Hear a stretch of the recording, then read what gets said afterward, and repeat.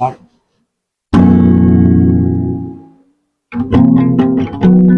Fall in love, baby, make it love on a Saturday night. She said, meet us there and in the street to agree.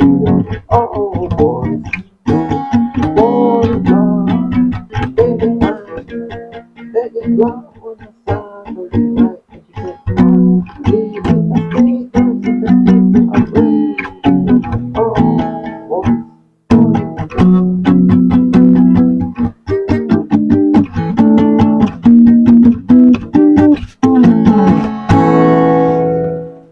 Boys Do Fall in Love, ang ating kanta ngayon na talagang nakaka-sweet, nakaka-inspire at nakakatuwa at napakasana all tayo kapag nakakita tayo ng boys na in love sa'yo, in love sa kanya, or ikaw in love sa kanya.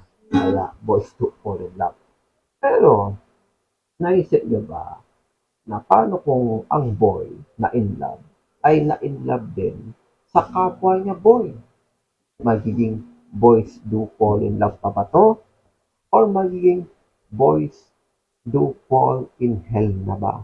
Or magiging ikasasama kaya ang ganitong klaseng love life dahil sa ganitong programa? At yan ang ating pag-uusapan ngayon sa ating Bible study na masama ba ang B2B lover? Nawa matuwid sa kanila na mas ma-promote natin yung pag-ibig, di ba? Sabi nga sa Golden Rule, Yesu Cristo noon ay siya din ngayon at magpapalitan. Huwag ka really like those of the scripture Bible verse that we will have Jesus to guide on us in any problems with family and friends this pandemic. We will from Corinto chapter 10 verse 11. Ang mga bagay na ito ay nangyari sa kanila lahat.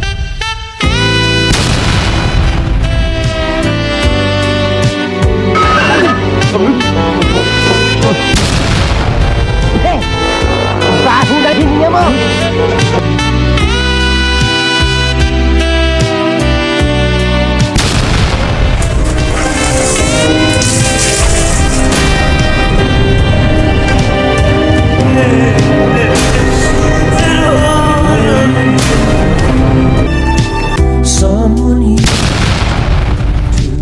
who will understand what you're going through.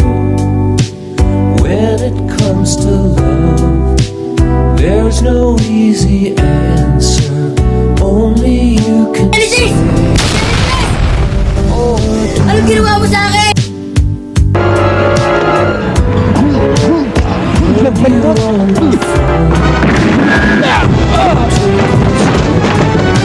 Said you Alam mo bang mahal kita?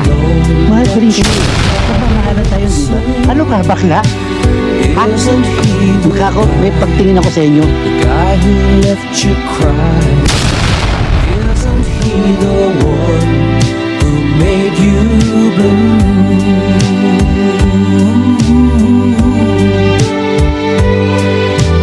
When you remember those nights in Mukha his ko, may arms, pagtingin ako sa inyo. you gotta make up your mind. Are you gonna stay with the one who loves you, or are you going back to the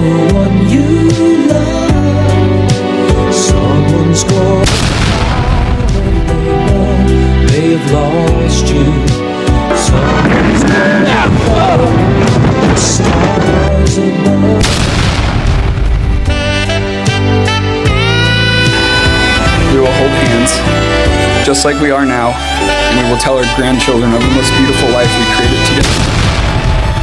From this day forward, Totohanan na. Wala nang sablay to.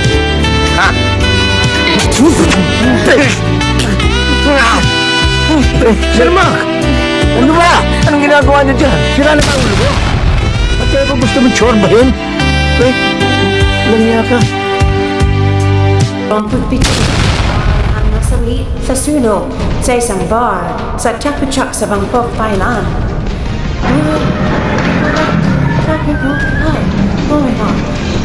Ani mo'y gumuguga ng apoy ang club na yan, kasabay ng takbuhan ng ilan palabas ng naglilihab na establishmento ayon sa Department of Disaster and Prevention and Mitigation ng Thailand.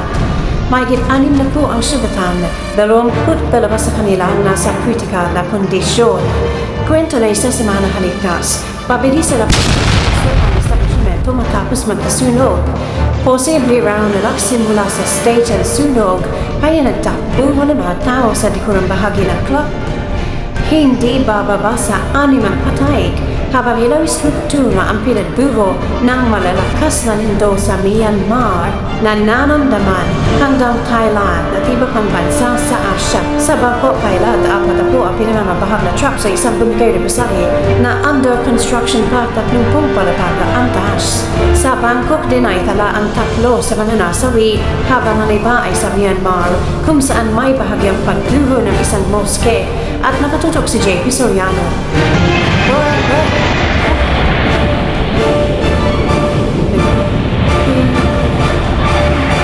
Nagsigawa ng mga manggagawa ng isang construction site sa Bangkok, Thailand nang biglang gumuho ang isang ginagawang gusali. Agad silang nagsitakbuhan sa takot na matamaan ng mga debris. 30 palapag ang taas ng gusali under construction na para sa government offices. Paghupa ng pagyari, tumambal ang lawak ng pinsala. Ayon sa mga pulis at medic, 43 ang natrap sa paghupo.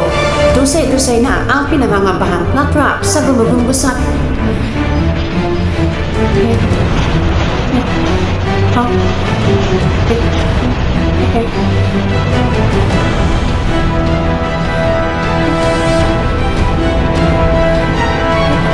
Yaniga. Kasi kusmak na mas na eh.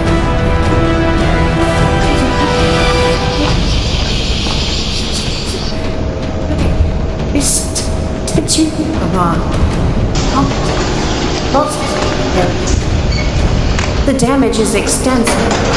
With scorching heat, residents have been busy cleaning up. Over 50 people with injuries related to the quake as of 6 p.m. Ah, Lord.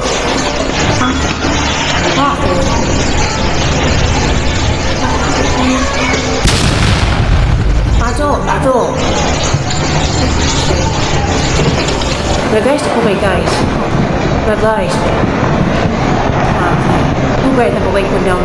The magnitude 5.9 earthquake and its aftershocks that struck Davao de Oro Tuesday afternoon continue to impact the province's power supply, homes, commercial establishments and landslides, and forcing many families to evacuate to safer areas. In Coronadal in South Cotabato, government workers later downgraded the 6.4. In Coronadal in South Cotabato, ang monkeypox sa Singapore.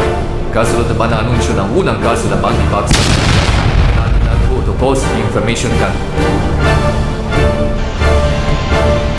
Isang lalaking Pilipino ang iniulat sa monkeypox local situation report ng Singapore Ministry of Health na positibo noong July 25. Ayon sa ating Department of Foreign Affairs, unang nagkalagnat ng Pilipino noong July 21. Ang anunsyong ito ay kasunod ng unang kaso sa bansa ng monkeypox. Isang Pilipinong edad 31 na nanggaling sa mga bansang may monkeypox at lumang.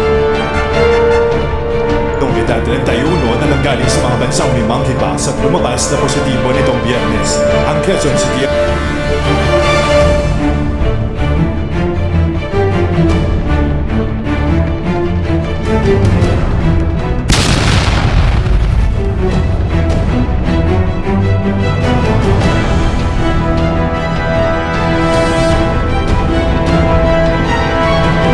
Now facing,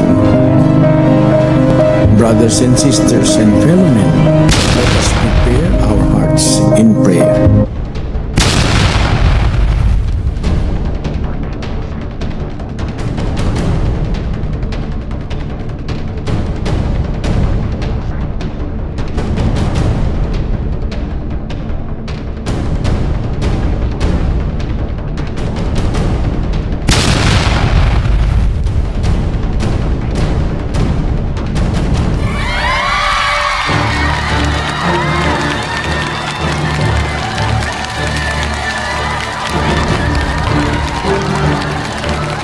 Okay, so welcome for another Bible study. Meron tayo dito sa Christian's Playlist ng title, Masama ba ang B2B lovers or boy-to-boy relationship?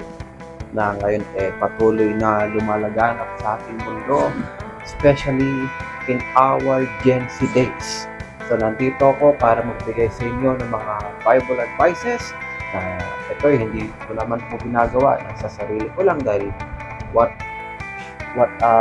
the words that I'm sharing is came from our Lord God and our Lord Jesus as well. So meron lang tayong warm greetings. Namimiss mo ba ang best friend mo? Ay tinuring mong parang kapatid, tinuring mong kapamilya, katiwala mo, at later on, ang best friend mo ay naging first jowa mo rin, na mali pala ang iyong akala. Kagaya nga ng isang movie na napanood natin, yung I think it's Daniel Padilla movie or John Lloyd movie ba yun? Yung, it is my mistake that I'm falling in love with my best friend. So parang gano'n. So ngayon, meron tayong mga mapag-uusapan na biblical verse dito sa ating topic for this Bible study. O masama ba yung mga ganitong klaseng love life? So first of all, we will go for the chapter of 1 Corinto. Ano bang sinasabi sa 1 Corinto? That is guiding all about the this type of love life that is something illegal. Diba? Okay. Full verse from 1 Corinto chapter 9 verse 11, it says, kung ipinaghasik namin kayo ng mga bagay na ayon sa Espiritu, malaking bagay baga na aming anihin ang iyong mga bagay na ayon sa laman. And another thing we will have from Roma 1:26 to 1:27. Roma chapter 1 verse 26 and 27.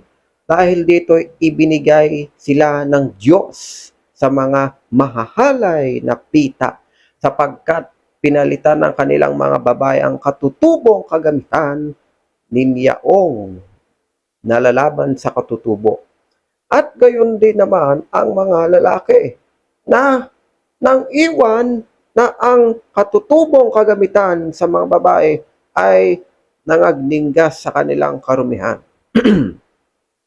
ng pita, at ang isa sa gumagawa ng kahalayan ang mga lalaki sa mga kapwa lalaki at tumatanggap ng kanilang sarili ng kagantihan ng kanilang pagkakamali. Imagine of that. Dito pa lang sa ating first reading kay Roma at Corinto, talagang bawal na talaga yung mga ganitong klaseng love life. Dahil noon pa man, bawal na pala to. Ngayon kasi lumalaganap na naman yung mga ganitong bagay, lalo sa kapanahunan ng mga Gen Z, marami sa mga love life, puro ganito. Kung di boy to boy, may mga girl to girl din naman. May mga lesbian to tomboy to gay relationship na nangyayari. Yung pinaka-rainbow society. And another thing, ang mas nakakabahala dito ay yung ating culture at yung ating religion as well, na nagsasanib pwersa sa laban ng ganitong klase. Dahil dito na-discover natin na marami talaga ang mali at marami ang naliligaw sa ating kasaysayan. And another Bible reads from Timoteo chapter 1 verse 9 to 10. Ano ang binabasa dito? Yamang nalalaman ito na ang kautusan ay hindi ginawa dahil sa taong matuwid, kundi sa mga walang kautusan at manggugulo dahil sa masama o masasama at mga makasalanan, dahil sa mga di banal at mapaglapastangan, dahil sa nagsisipatay sa ama at sa nagsisipatay sa ina, dahil sa mga mamamatay tao, dahil sa mga nakikiapid, dahil sa mga mapakiapid sa kapwa lalaki dahil sa mga nagnanakaw ng tao, dahil sa mga bulaan, dahil sa mga mapagsumpa ng kabulaanan, at kung mayroon pang ibang bagay laban sa mabuting aral. And another thing, may kapartner yan sa Leviticus 18:22 na ating madidiscover. We have Leviticus 18:22, huwag kang sisiping sa lalaki na gaya sa babae karumal-dumal na. Okay, can you imagine of this one? We are tackling is the love life na talagang laganap ngayon sa ating mundo. Kaya meron tayo dito mga lesson and guide to give what is good and what is bad. Akalain nyo po itong mga ginagawa ngayon ng mga relation, nakasulat din sa Bible. Diba? Sabi sa Corinto, kay Roma, kay Timoteo, kay Leviticus. So all of them that is guided ay bawal talaga yung mga ganitong klaseng love life. Kahit sino naman. Sa ngayon, isinasawalang bahala to ng ating mga kababayan.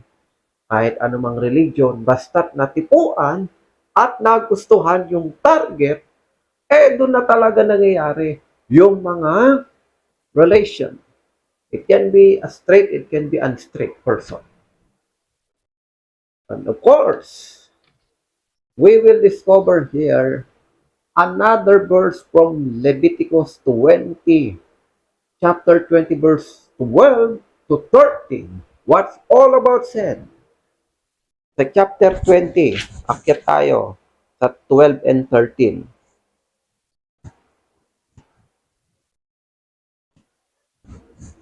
At kung ang isang lalaki ay sumiping sa kanyang manugang, ay kapwa sila papatayin. Sila ay gumagawa ng kahalay-halay, mabububo ang kanilang dugo sa kanila. At kung ang isang lalaki ay sumiping sa kapwa lalaki na gaya ng pagsiping sa babae, ay kapwa sila nagkasala ng karumal-dumal. Sila ay papatay na walang pagsala, mabububo ang kanilang dugo sa kanila.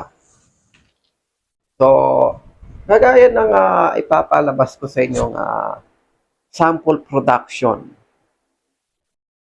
na part ng ating B2B lesson. So, this is something, a cartoon show na magbibigay sa atin ng idea in learning the bad traits of doing this kind of love life. So, kukuha tayo ng something imagination para mas maintindihan nyo. So, we will show a presentation from SpongeBob SquarePants.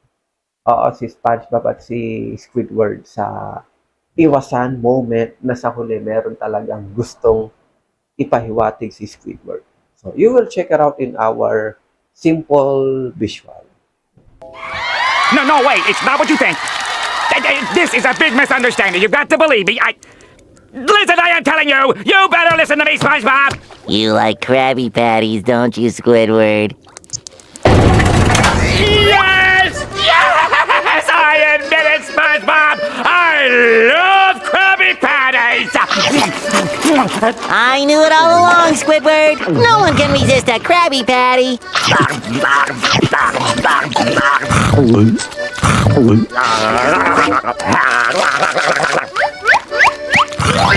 Squidward, how many are you eating? Squidward!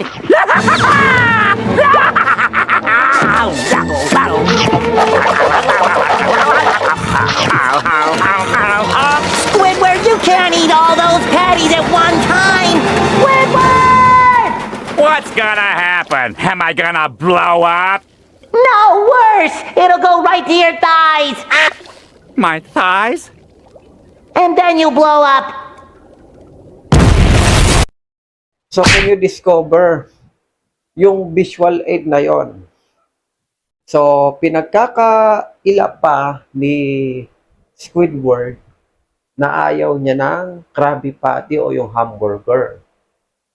Pero, pag nakaharap si pagka nakatalikod na si SpongeBob, di ba? Gustong-gusto niya pala, pero pag nakaharap ayaw niya. And then, nagkaroon ng moment si Squidward na ito yung moment na libre siya. So, lumabas siya ng madaling araw para kunin o kainin yung kanyang gustong-gustong Krabby Patty. Ang di nga alam, at that moment, sinundan din pala siya ni SpongeBob. Dahil nga pinagkakaila niya na ayaw niya ng Krabby Patty, pero deep inside gustong-gusto niya pala. And then, nung nagkita sila sa personal, pinagkakaila pa rin niya. Hanggang sa sinaraduan na siya ni Squidward ng pintuan. At yes, I want Krabby Patty. Hanggang sa kinain niya lahat, di ba? Pero anong banta ni SpongeBob doon? Squidward! Squidward, sabi. You will be blow up kapag nasobrahan o sumabog. So what I mean in the deep connection nito sa katotohanan na kapag tayo kating-kati may gustong gawin na labag na sa kautusan, di ba? Na nagkukunwari tayo. Pero kapag nakatalikod yung mga media, religion, parent, and friend natin, doon natin na ipapamalas yung totoong nararamdaman natin sa loob. So, just like what Squidward's visual aid dito, talagang connected Biruin nyo yung tipong, ayoko ng Krabby Patty. Pero pag nakatalikod, gusto niya pala hanggang sa bumigay na itong si Squidward. So, it has a deep connection dito sa ating mga batasan.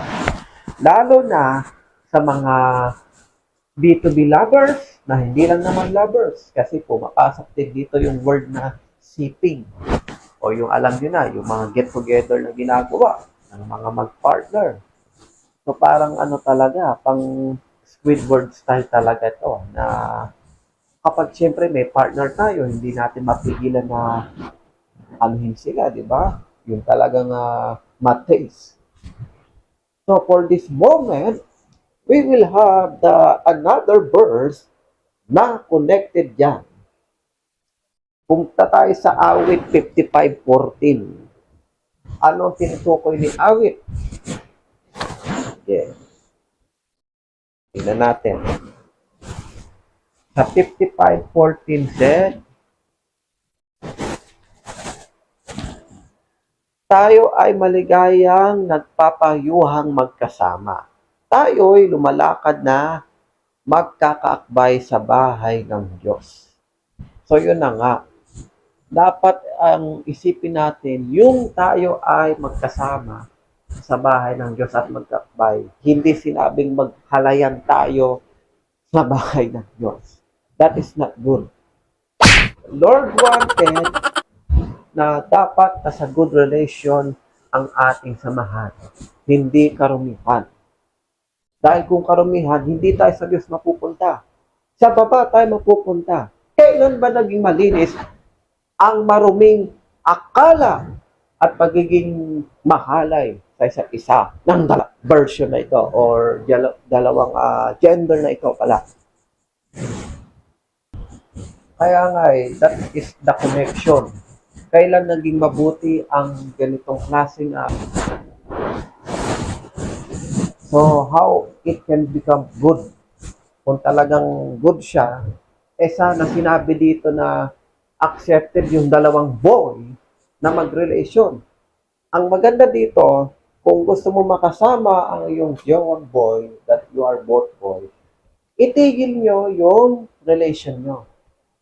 Ang gawin nyo, mag-convert kayo sa Christian, i-treat nyo ang sarili nyo as good friends or brotherhood at makakapasa kayo sa taas.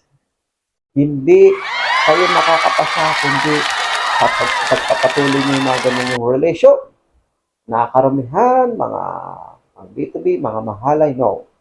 Ang mas maganda, kung talagang hindi mo kayang i-let go si kuya, parehas kayo mag-convert sa Christian. Pero, hindi nyo na dapat gagawin yung ginagawa yung every night. Yung kagaya ni Squidward. Later on, maunawaan nyo yung visual aid na yan kung bakit nilagay ko si Squidward dito sa lesson. You will convert two of you in Christianity. Halimbawa, you have a boy and then you're a boy as well. Mag-convert kayo sa Christianity. Pero, yung ginagawa nyong relationship as a Joabel, kailangan nyo nang ihinto. In other words, magiging magkaibigan na lang kayo or magiging magkapatid sa pananampalataya. Diba? Yan yung mas kalugod-lugod sa paningin ng Lord na tayo ay magsanib persa para ipalaganap yung ebanghelyo. Hindi yung magsasanib persa tayo para ipalaganap ang Rainbow Society. Yun kasi yung nangyayari ngayon. Maraming na-inspire sa mga maling daan. Maraming mga na-inspire sa mga maling pelikula na ipinapalabas. At maraming kabataan ang natututo sa mga ganitong palabas. And imagine of that. Sabi dito tayo ay maligayang magpayuhang magkasama. Tayo ay lumalakad sa magkakakbay sa bahay ng Diyos. O ang Lord natin, very, perfectionist. Bawal dito yung unstraight. Dapat talaga harap tayong straight dito. Another thing, sa mga we're done in awit, we will go to Roma chapter 12, verse 9 to 12 of Roma. So, meron tayo dito, ang pag-ibig ay maging walang pagpapaimbabaw. Kaapuotan ninyo ang masama. Makisanib kayo sa mabuti. Take note, sa pag-ibig sa mga kapatid ay mangagmahalan kayo sa kapurian at ipagpauna sa isa't isa ang iba. Huwag mga tamad sa pagsusumikap, maninggas sa espiritu, mapaglingkod sa Panginoon. So yun po pala yung dapat nating gawin. Magmahalan tayo bilang magkakapatid. Although we are all brothers and sisters sa mundong ito, kaya nga po tayo dumami. Ang ipapalaganap po pala is brotherhood. Hindi po yung kapwa relation aasawahin natin. Can you imagine of that? Because we are all God's children. We are all doing this society to spread the evangelist. Nakakita na ba kayo dalawang P2B? Mag-share ng gospel, tapos sa gabi iba ginagawa. Diba? That is not good enough. So another thing na pwede nating ma-discover dito sa ating what else? Chronicles 9:7. So, meron tayo ditong deep connection na madidiscover kay Corinthians 9:7. 9:7 of Corinto, magbigay ang bawat isa ayon sa ipinasya ng kaniyang puso. Huwag mabigat sa loob o dahil sa kailangan, sapagkat iniibig ng Diyos ang nagbibigay ng masaya. Ano pong deeper connection nito? Yung God is loving or cheerful for those who is cheerful giver. May connection niya sa ating next verse. Talon muna tayo dito sa Judas chapter 1 verse 16. May connection po kasi yan sa pagbibigay, sa pagiging give and take sa mga tao, lalo na kung B2B ang pinag-uusapan. Sabi kay Judas, tingnan nyo, ay si Judas may gabay sa mga B2B. Kahit nang Judas siya gumawa siya ng kasalanan kay Jesus at sa mga taong bayan, meron pa rin siyang pakialam kahit papaano para dito sa mga naliligaw ng landas. Sabi dito, ang mga ito ay mga mapagbulong, mga daigin na nagsisilakad ayon sa kanilang masasamang pita. At ang kanilang bibig ay nangagsasalta ng mga kapalaluan, nangagpapakita ng galang sa mga tao dahil sa pakikinabangan or pakikinabangin. Ayun. So, dito may plastikan moment na nangyayari. By the way, pasensya na sa ating ilaw, ha? Medyo mistulang nagdi-disco-disco like tayo. Sangat, but our life is medyo nasbidbid. But anyway, we are still safe in Jesus' name. At itong ating ilaw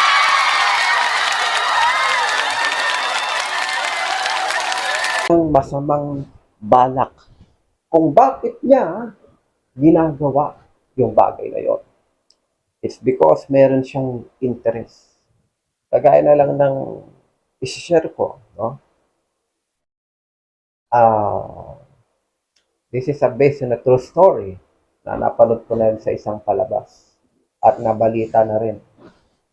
So, may isang boy. So definitely, what is our lesson today is B2B. Isang boy na binubuli. Ngayon binubuli siya, si Kaka. Sinasabi ng mga kung ano ng mga side comment. Ngayon, may nagligtas sa kanya. Now, which is boyfriend. Sinabi, layon nito si Kaka. Kayo, mga masasama mga bibig nyo. Kung ano pinagsasabi nyo. Kaya, kaya nagpasalamat si Ika, kay Kaka. Naging matalik silang magkaibigan sa ngayon. Pero later on, eto, lumalabas na yung masamang pita. Step by step, nalaman niya itong si Ika, medyo zero budget at nagkasakit ang kanyang lola at kailangan ng tulong.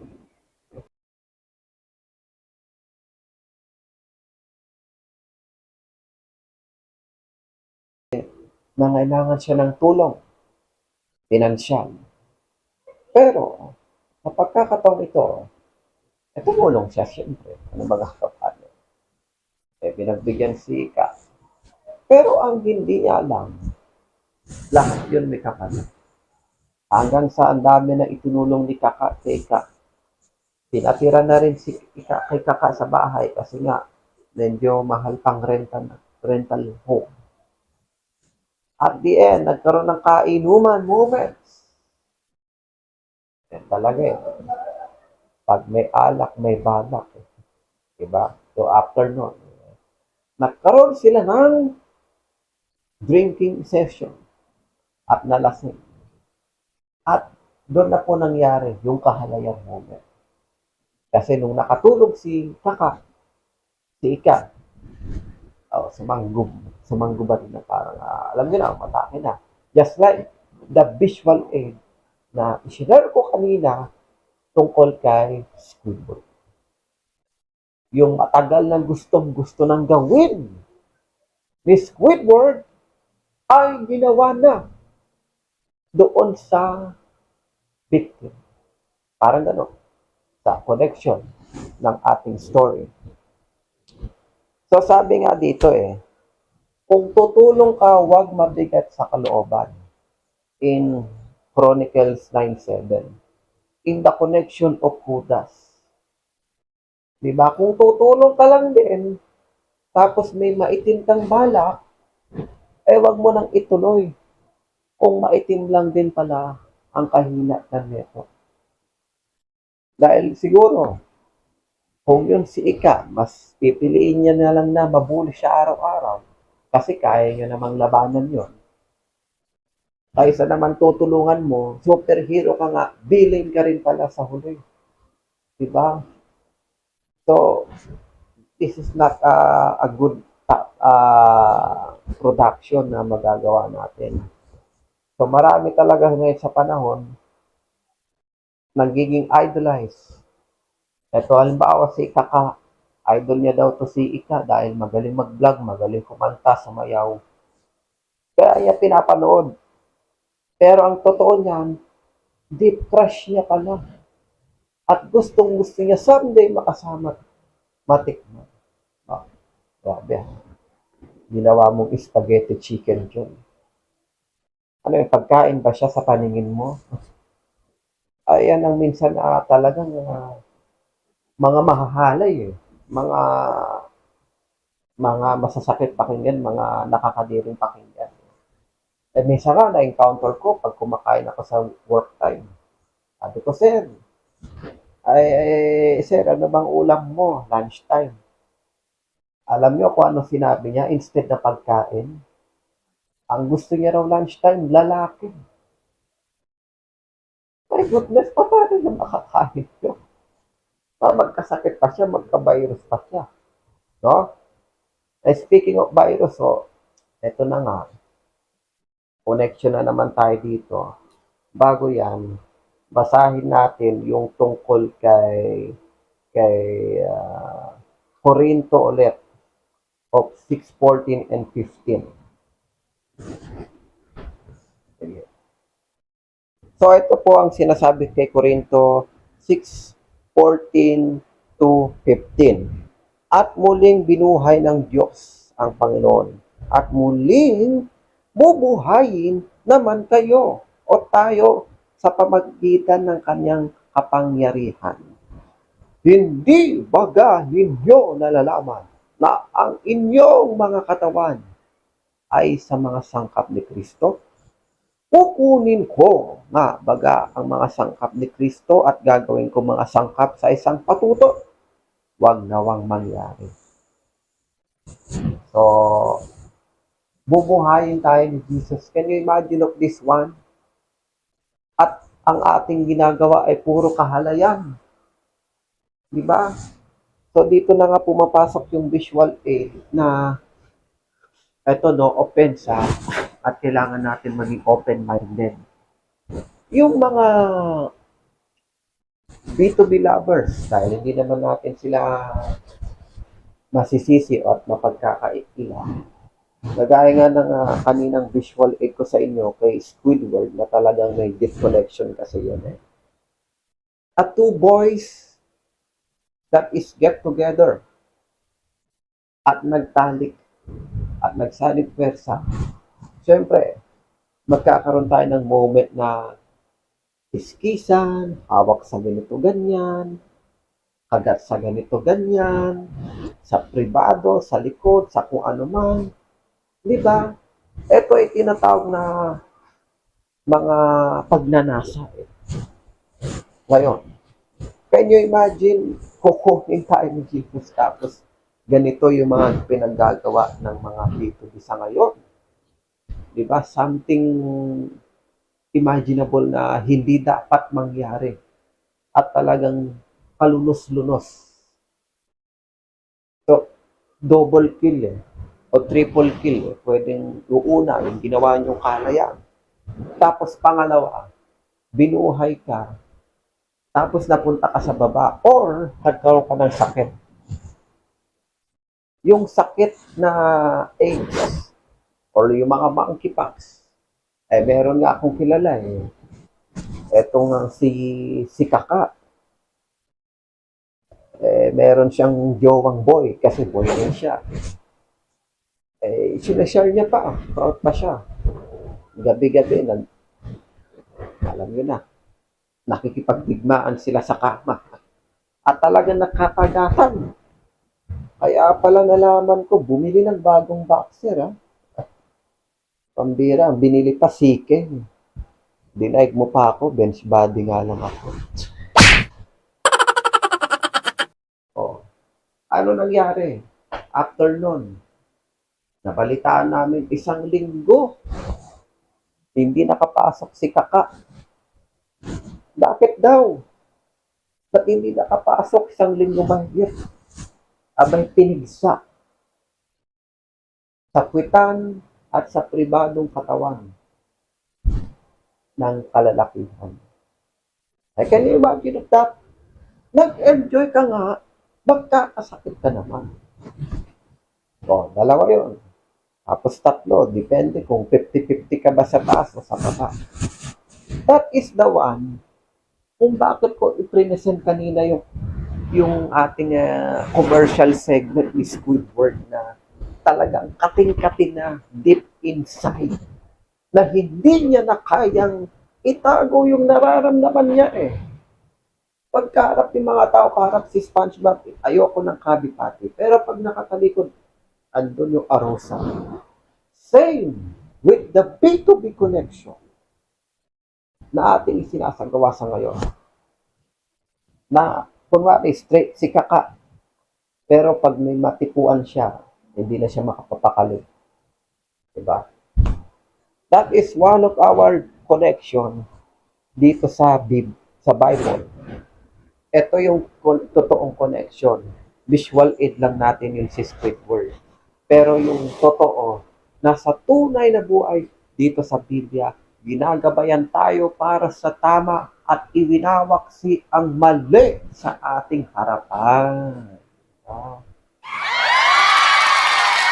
We will have also from Kawikaan. Dalawa to. Si Kawikaan 23:7 at 29:11. From another verses na meron tayo. Kawikaan.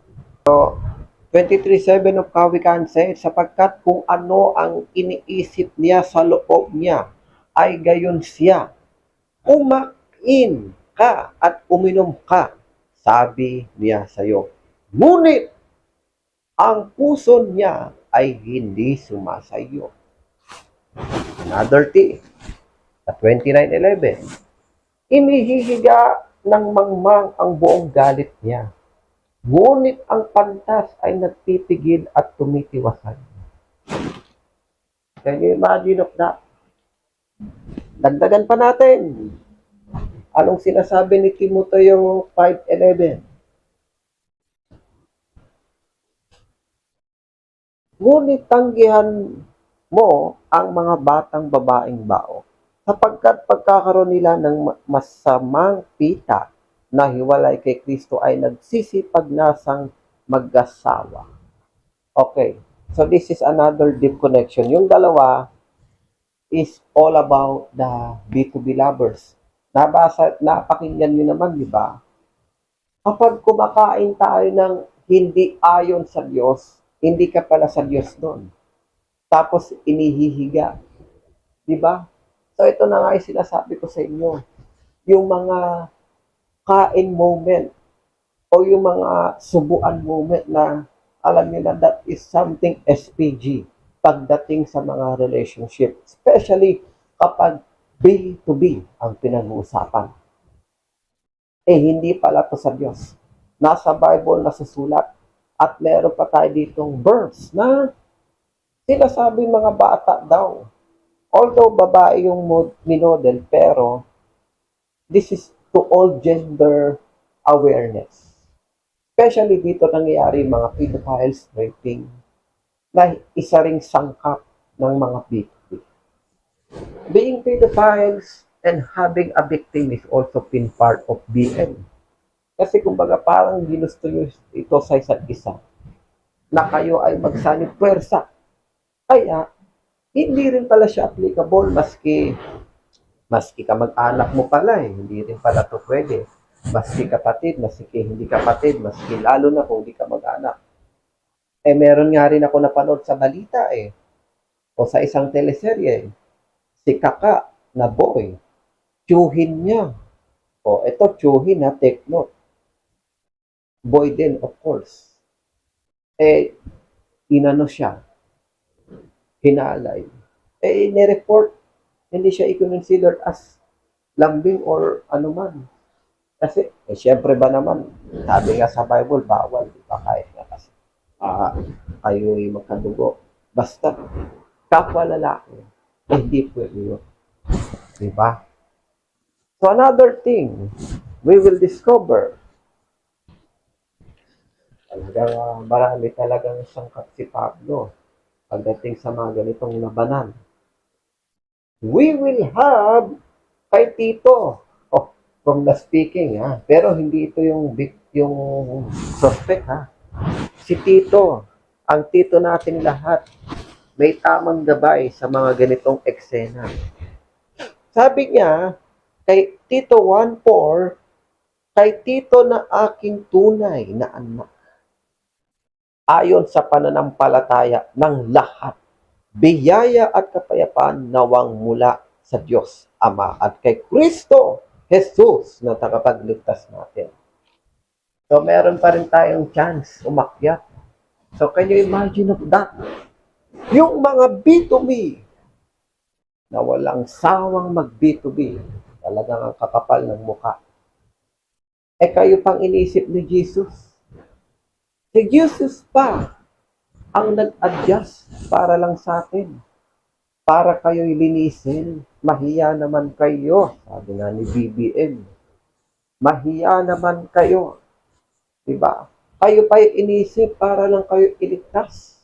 Tapos kayo every day, every night, seeing those wonderful boys in your eyes na ayaw niyong pakawalin.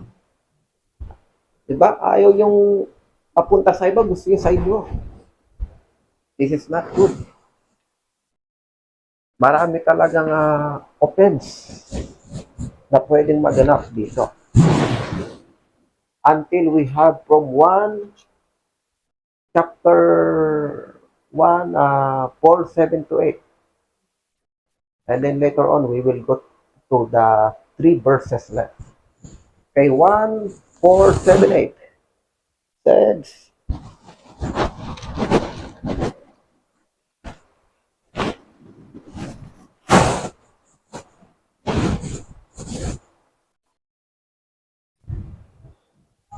mga minamahal, mag-ibigan tayo sa isa't isa sapagkat ang pag-ibig ay sa Diyos at ang bawat umibig ay ipinanganak ng Diyos at nakakakilala sa Diyos. Ang hindi umiibig ay hindi nakakakilala sa Diyos sapagkat ang Diyos ay pag-ibig. So yung pag-ibig na pinopromote dito is loving of people, not for harassment. Matulungan mo si kaka, walang makain, magpautang ka, that's already pag-ibig. Tinutulungan mo siya, kinocomfort mo siya, not to harass, ha? That's called pag-ibig. For your partner, pwede mo na siyang magawa. Iwasan nyo at tanggalin mo hanggat maaari yung libog. Ang mas iparamdam mo yung tunay na pag-ibig, yung pagtulong at walang halong kasamaan at karumihan sa ating isipan. Amen. Diba? Yun pa lang, pwede ka nang makapasa kung ikaw ay nangliligaw pa lang. Pues, mas maganda, mangligaw ka at dalhin mo sa iglesia at kayo mag-convert as Christianity para mas makuha mong loob niya na mag-convert sa Christianity. Diba? Gamitin mo strategy mo. Pero hindi yung mahalay na pag-iisip. Diba? Gamitin mo yung CSR and helping combination na tinatawag. Of course, meron din tayo from Corinto again, 8, 9, and 14, 22. So, si 8, 9 muna ng Corinto, yung pupuntahan natin.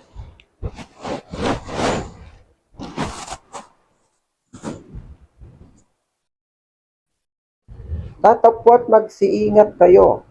Baka anumang paraan ng inyong kalayaang ito ay maging katitisuran sa mahihina. Sapagkat kung makita ng sinumang ikaw na may kaalaman na nakikisalo sa pagkain ng templo ng Diyos-Diyosan, hindi bagat titibay ang kanyang budhi kung siya'y mahina upang kumain ng mga bagay na inihan sa Diyos-Diyosan. So mga ingat tayo ng mga ginagawa natin. Especially, maraming mga fake news, maraming mga balita. Kagaya sa Thailand, maraming mga B2B doon, tapos Diyos-Diyosan pa yung Diyos nila. Kaya marami sa kanila, accepted yung mga B2B lovers. Kasi ang Diyos nila doon, si Buddha, si Elephant, at kung sino-sino mga lords. At ito pa, take note, ang mahalay talaga na Diyos-Diyosan. Meron pa nga sila sinasamba ari o yung body part, private body part, iminomodel pa sa kalsada. O, saan kayo nakakita ng Diyos na gano'n? Eh siguro kahit papaano medyo understanding natin yung pagsipa kay Jesus si Mama Mary ilagay. Pero yun, body part, gagawin yung Diyos. May kahalay-halay na talaga yan. Diba? Saan kayo nakakita ng gano'n? My goodness, patawarin ng mga tao sa mundo. That's a kind of, grabe, no? Kalibukan. Ginagawa niyong Diyos, body part. Hindi na kayo nahiya. Diba? Kaya nga, ang mga wika ay pinakatanda. Dito to sa Corinto 14:22. Pinakatanda hindi sa mga nagsisisampalataya, kundi sa mga hindi nagsisisampalataya. Ngunit kung ang panghuhula ay hindi sa mga hindi nagsisisampalataya, hindi sa mga nagsisisampalataya. So, lahat naman hindi nagsisisampalataya itong mga ganitong bagay. Gurin mo naman, ikaw, gagawa ka ng kahalayan, labag pa sa utos ng Diyos, at gagawa ka pa ng sarili mong religion. So, another thing. Ito naman, something sadness pagdating talaga sa mga ganitong relationship. Meron tayo from Genesis chapter 1 verse 21 to 25. At hinulugan ng Panginoon ang Diyos ng di kawasang himbing ang lalaki, at siya'y natulog at kinuha ang isa sa kanyang mga tadyang, at pinaghilom ang laman sa dakong yaon. At ang tadyang na kinuha ng Panginoong Diyos sa lalaki ay ginawang isang babae, at ito'y dinala niya sa lalaki. At sinabi ng lalaki, ito nga'y buto ng aking mga buto at laman ng aking mga laman. Siya'y tatawaging babae sapagkat sa lalaki siya kinuha. Kaya't iiwan ng lalaki ang kanyang mga ama at ang ang ina, at makikipisan sa kanyang asawa, at sila magiging isang laman. At sila'y kapwa hubad, ang lalaki at ang kanyang asawa, at sila'y hindi nagkakahiyahan. So, can you imagine of that?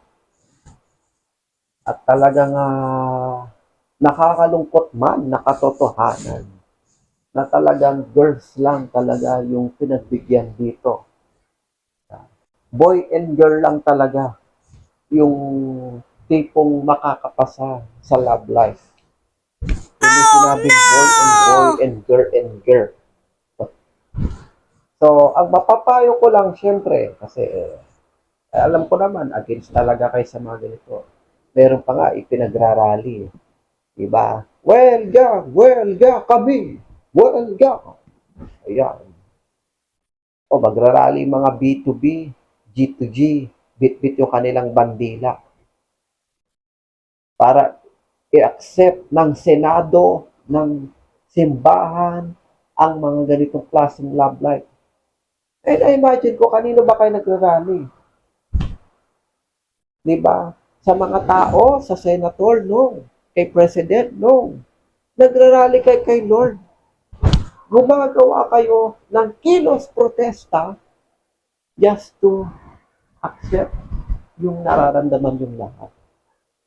You are pushing it. Kasama niyo si Satan dito sa gitna, nagrarally din siya. Para lang i-push through at tanggapin ng Kongreso yung love na dapat pwedeng B2B or G2G. You are doing a big rally to Lord, not to others or not to anyone anonymous or leaders ng ating bansa. Kayo ay nagrarally kay Jesus because you are all crushing those of the rules na meron sa Bible para lang masunod ang gusto nyong masunod kahit ito'y mali at napaka-karunag-dungan. Well, ang masasabi ko na lang sa inyo, sabi ko nga, di ba, pwede naman ibang best friends ang ituring, di ba, or kapatiran. You both go to church, tapos itigil nyo yung mga kahalayan, so that mapatawad pa rin kayo ni Lord. If ever you do it already and then you discover the good path, kayong dating magjowa na nag-aanuhan, ngayon nagtutulungan na lang para ipalaganap ang gospel. Because two of you now is a Christian na dating magkasama sa bed, ngayon magkasama na para ipalaganap ang mabuting katotohanan. Diba? That's more good. Kaysa ang i-share natin mga virus, mga sakit, mga kahalayan. Ang i-share na lang natin yung mga mabubuting gawa na ayon sa Biblia. 73 verse 3 of awit. Sapagkat ako'y nananaghili sa hambog nang aking makita ang kaginhawaan ng masama. So can you imagine, maginhawang masama yung tinatakel. Maginhawa ka nga,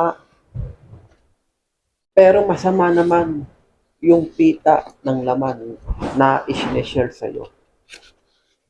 So this is something danger na tayo,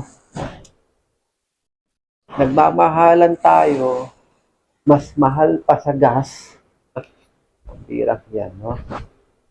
Mas sweet pa sa crudo yung ginagawa yung sweet. Na may kasama pang sweat. Bira. Hindi pala maganda sa paningin ng Diyos. Diba? Kagaya nito ni Ika, kunwari, may datipuan. Christian siya. Christian din pala yung gusto niya. Nagpipigil talaga. Kakanta na lang ng A secret to tell. I have something that they don't have. And maybe it's you that is waiting apart. Correct nyo na lang kung wrong ako. I just wanna be close to you. Cause I understand the strength of your hand.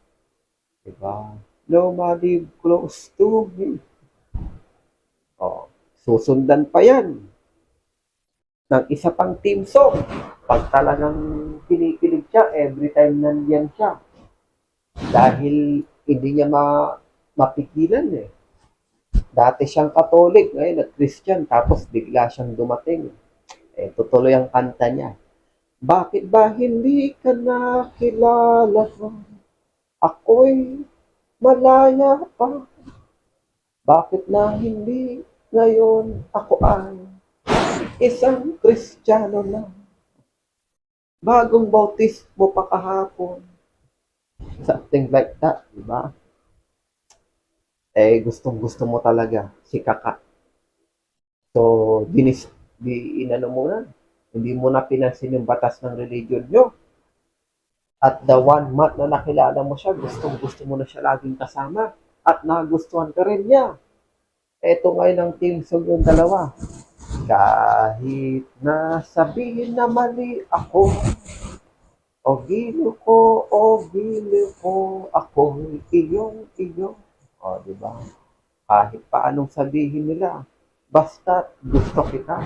Kahit sabihin mali ka, kahit sabihin hindi ka sa Diyos, kahit karumal-dumal ka, wala ka palang pakialam. Good luck na lang sa'yo kung sa taas ka o sa baba. Diba? Nalaman pala ng friend mo, na-crush ka niya, o crush mo siya. Yari ka ngayon. Kasi ang alam niya, mag-best friends o friend lang kayo, ikaw ang gusto mo siya. Itong kinanta sa'yo, pare, mahal mo daw ako. Yan ang sinabi mo nung isang araw na lasing tayo. Wala namang mababago sa ating sama. Kaibigan lang kita. O, di ba? Na-open ka. Kung paano, nagustuhan nyo rin palang isa't isa. Bumigay pala si Kaka kay Ika. wala na. Nakalimutan nyo na yung Christianity. Parehos na kayong sangkap ng mga B2B. Sasabihin ng pastor nyo, sasabihin ng brother nyo, boom, panis. Boom, panis kayong dalawa. Diba? What the Bible said is true. Na-open man kayo sa akin, wag sa akin. Kasi ako nga nalulungkot para sa inyo eh. Diba? Oh, nalulungkot ako para sa inyo. Hindi para suportahan yung love life nyo. Kala nyo, no? Kala nyo si Ninong bibigay na rin. No? Nagkakamali po kayo. Para saan pa kung ginagawa ko tong lesson na to? Kung makikisali ba ka sa inyo? Nandito po ako para mag-isip ng katotohanan. Masakit na katotohanan pero kailangan yung tanggapin. Na those of the B2B lovers is not acceptable. Maaring part lang siya ng ating imagination, part lang siya ng ating feelings. But if we will convert it in the reality, makakalaban na po natin ang Diyos dito. Kaya hanggat maaari, hanggat maaga, iwasan natin. Or, sinabi ko nga kanina, if ever you have your boy, hindi niya pa alam, or alam niya, or kayong dalawa alam niyo sa isa't isa na get together kayo, gusto yung makapunta sa heaven. Paano kayo makakapunta sa heaven? Gabi-gabi yung nag-rock and roll. Tapos sasabihin niya may pigsa kayo. Ay, naku. Nasobran kasi kayo sa kakabrum-brum eh. Dapat maghunos dili kayo eh. O yan. For that particular. Deserve nyo umakyat, di dapat itigil nyo yung ganitong klaseng relationship. Diba? Ang gawin nyo, parehas kayong mag-convert sa Christianity. Next, yung ginagawa nyo ay maging mag-friendship na lang kayo. Like, maghiwalay kayo, not literally separate as broken heart. Like, ikaw si Kaka, uwi ka dito, si Ika doon na sa hometown niya. Ang gagawin nyo na lang, every Sunday, magpalaganap ng gospel at magsimba, linisin nyo yung karumihan nyo, na dati kayo mag-B2B, ngayon mga tutubi na kayo. To be good to God. Diba? Dating B2B, mga tutubi na. Lumilipad-lipad para ipalaganap ang salita ng Diyos. At never na kayong gumagawa ng rock and roll tuwing gabi. Pwede siguro, kung talagang wala na kayong choice, kasi nag-separate na kayo sa mga magulang nyo, wow, talagang mag-asawa. Kung kayo man ay naninira sa isa't isa as two boys, siguro, pwedeng hugs na lang as brother pag natutulog kayo. Pero wag kayong gagawa ng kahalayan. Kasi converted na kayo as Christian eh. Para saan kayo kinonvert kayo sa Christian, tapos gagawa pa rin kayo ng kahalayan. Diba? So, hindi na maganda yun. So, parang plastikan lang talaga yung nangyayari. Gagawa ng mabuti, gagawa ng masama, gagawa ng mabuti, gagawa ng masama. Kung umakyat kayong dalawa, anong record niya sa test paper? 50-50 rin. O, diba? Hanggang sa susundin na lang kayo ng mga nakapulang uniform na angel. In other words, diba? So, yun po ang ating lesson for today. I hope you've learned something.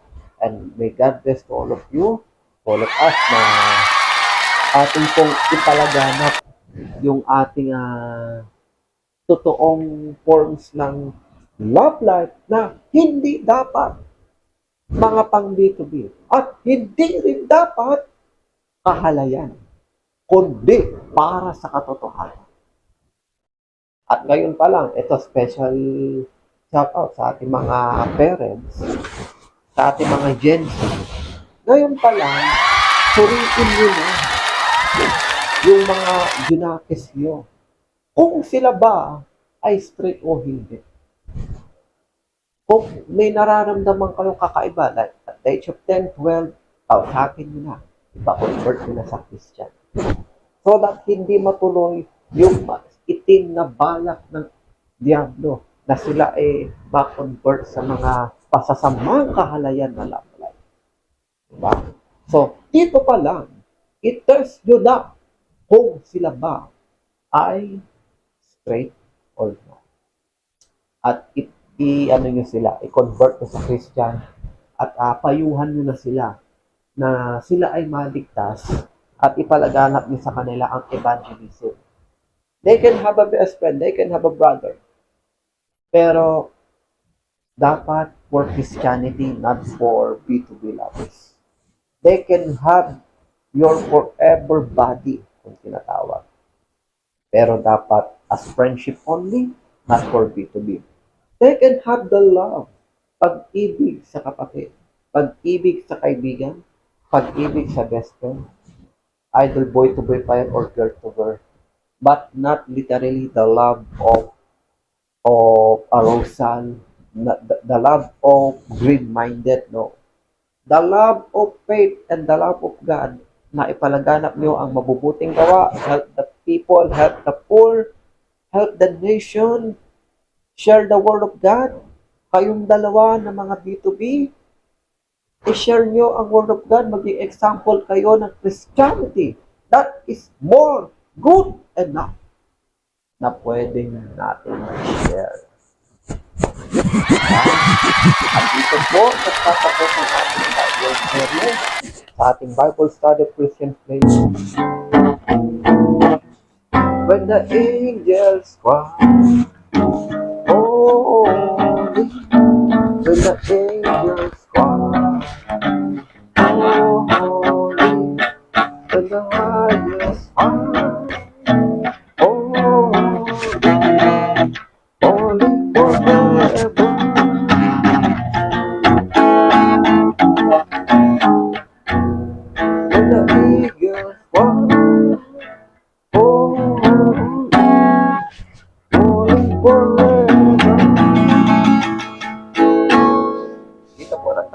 ating Bible study dito sa ating Christian playlist.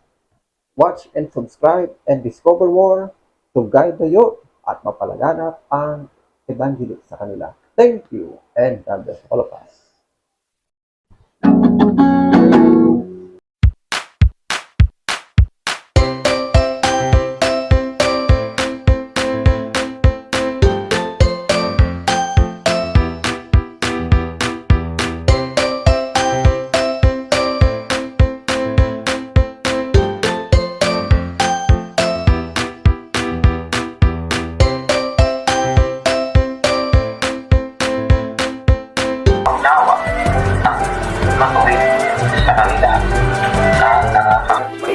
Mas ma-promote natin yung pag-ibig, di ba?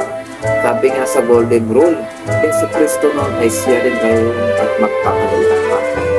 Huwag ka. I really like those of the Christian Bible verse that we will have Jesus to guide on us in any problems with family and friends this pandemic. We will From Corinto chapter 10 verse 11. Ang mga bagay na ito ay nangyari sa kanila natin.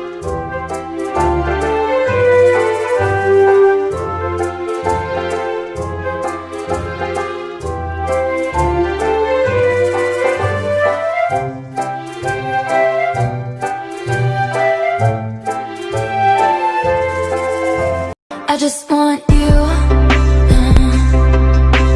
Have a couple kids, got the whole block looking like you. This August 3rd, 2026 is the 3 years anniversary of JM Canlis, the day he say goodbye in planet Earth. And because of that, Ninong TV has a special promo to all of JM Canlis fans club there. And this is the JM Canlis 3 years anniversary vlog promo happening this August 3rd, 4 and 5 2026. Download our vlogs in the JM Canlis Revival vlog specials under by Ninong TV. Choose the vlogs that you wanted to download and to watch and pay for as low as 30 pesos on each vlogs you wanted to download. Pay for only 30 pesos on each vlogs. Is our anniversary promo for JM.